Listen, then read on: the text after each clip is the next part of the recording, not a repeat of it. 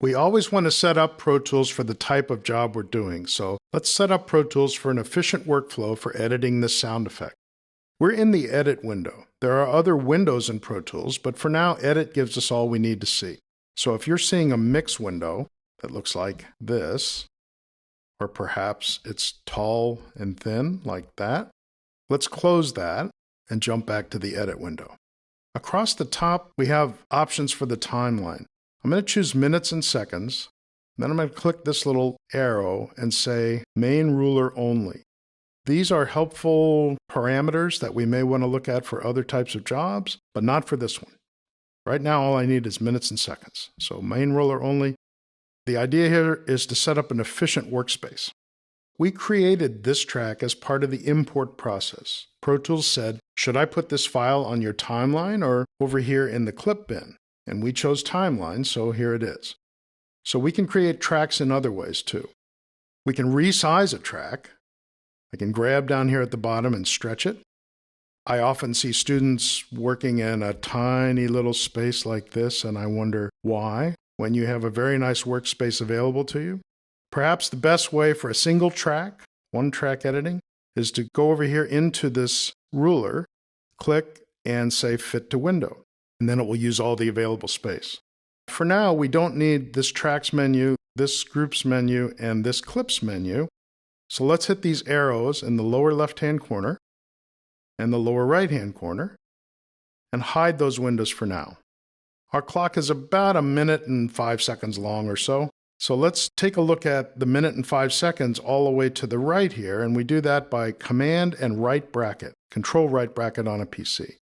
So a couple of taps, 1, 2, usually is enough. Turns out 1 is about right for this, so that's good. And let's talk about what tracks can show us.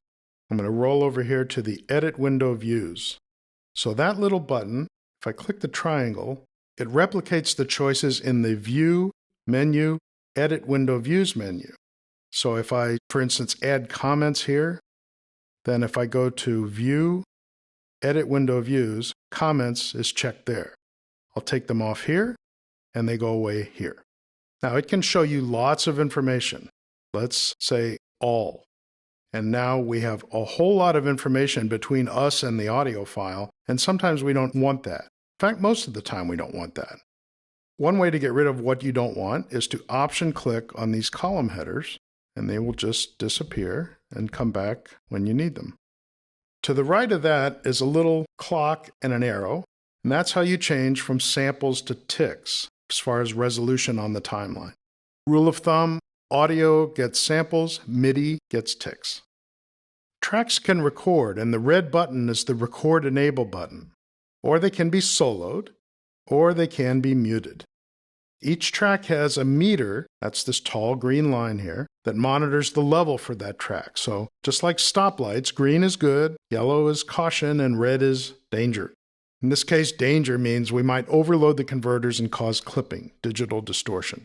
I think we've set up our workspace nicely here. I want to check the volume on this. I'm going to the Mix window. So that's Command equals, or I can choose this command in the window menu. I'm going to change this guy's volume a little bit. I think he's loud. Change him down to about there.